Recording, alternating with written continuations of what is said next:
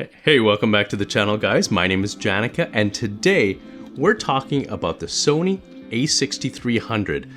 You've come here obviously because you're looking for a Sony camera, and there are so many aps-c cameras and the A7 line. So I'm going to tell you, is the a6300 worth getting in 2021? Let's talk about it.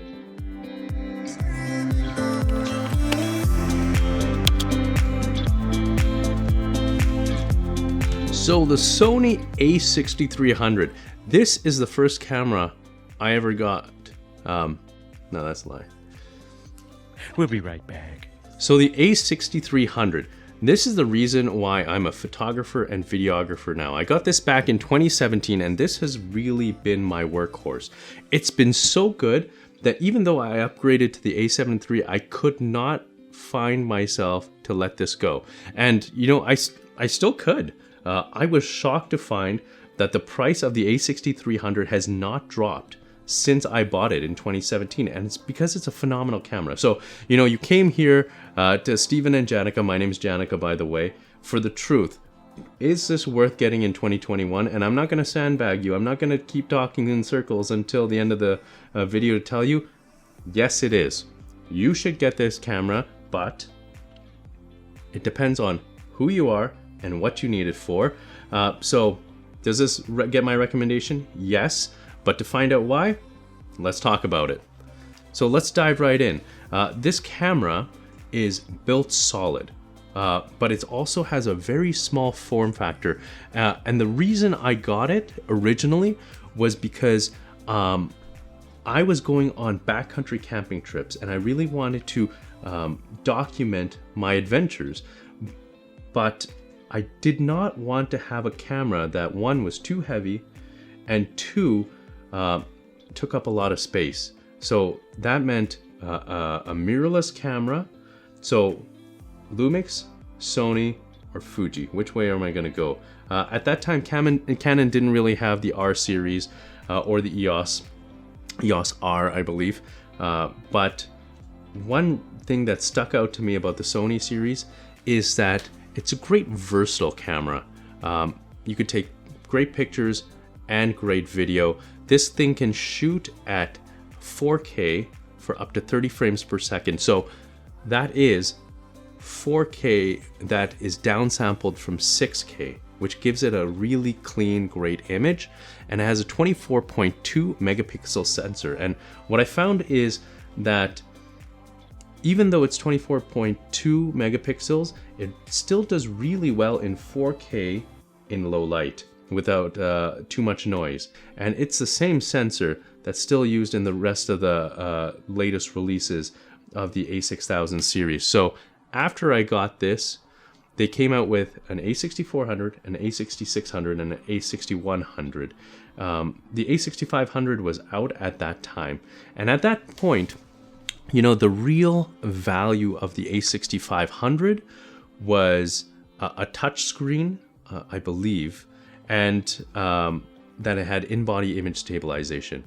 And I'm not gonna lie, the in-body image stabilization is very attractive of the a6500, but is it worth $400 more? I couldn't really fathom that, because for that much money, I could just save a little bit more and get my a7 III. For that much more, I could just get a gimbal, and this is so small, it could just stay on my gimbal the entire time for weddings or any kind of gigs. And let's be serious, right? When you walk into a gig with this little dinky camera, sometimes you don't get the respect that you would get if you had a gimbal on it as well. And you know, we could talk more about, you know, does gear really matter? And I think we can all agree it doesn't matter on the final result, but it does give a kind of legitimacy to your business, and makes the customer feel a little bit more at ease when they've seen that you've invested in gear. And to be honest, this thing looks like you could buy it for $300 or $1,200. Customer's not going to know that. They don't know the book value of this thing. They don't know exactly what it could do. But the point is it's still a great camera and it can still do a lot. The a6000 series, the problem with them that Lumix might have over them, or the new a7 III, is that the screen can reticulate out, so you could use it as a vlogging camera. So the one tough thing that's been tough with these Sony cameras is if you want to use it as a vlogging camera, it's gonna be a little tough.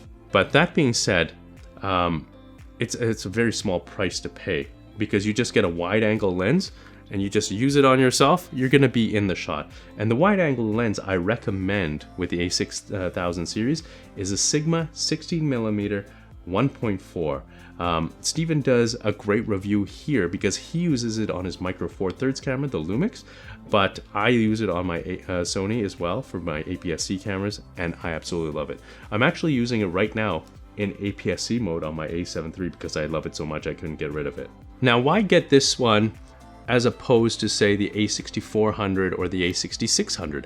Again, it comes for price and value and where these cameras sit in. For me, like I said, if I was gonna spend close to $2,000 Canadian on a camera, I would just save up for a couple months more and get the a7 III. So this one fits really nicely in the price point of low thousands. And I was surprised that the price of this little guy has not fallen since I bought it in 2017. And the autofocus really is great in this camera. So yes, the Lumix has that reticulated screen so you can see yourself, but you don't really need that when the autofocus is super sharp already.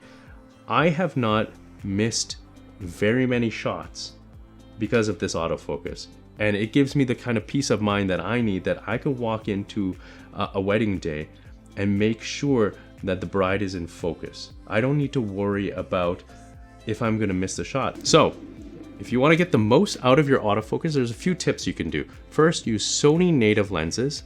Second, it will struggle a little bit in lower light, so make sure that you're exposing properly, or you're just very careful in lower light. And set up center autofocus or eye autofocus, because that'll make sure that it's really great. Now, when it comes to battery life, you're gonna want extra batteries or a battery grip. I'm gonna be completely honest. The batteries that this guy uses is not like the Z batteries that the a7 III uses. Those batteries are tremendous. They'll last almost all day. These ones do run out quickly, and this was these were made back in the time of when mirrorless cameras, you had to have that concession between, do you get a DSLR or do you get a mirrorless camera that is a smaller form factor, but the battery life sucks? So I'm not gonna sugarcoat it. The battery life and the overheating issues are the biggest thing when it comes to the a6300. But the overheating issues I've only found on really hot days while shooting a wedding, so it's continuous, in 4K. Other than that, overheating has not been a problem at all with the a6300. So this is a quick little Tuesday tips vid on the a6300. I'll go into a little bit more detail about the difference between the a6000 series, maybe even make a little spreadsheet, because I know right now we're all craving a little spreadsheet that shows all the a6000 series, a6000, 100, 300, 400, 500, 600. Don't know why they skipped 6200, but and show exactly what the differences between all of them are.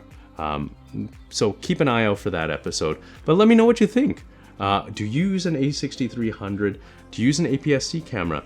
Do you think that there's a camera out there that can rival this for the price? But you know, if you're a beginner, if you're doing event photography or videography, if you are needing that small form factor, say, because you're going into rugged terrain, this is the camera for you. So until next time, we'll check you later. Bye.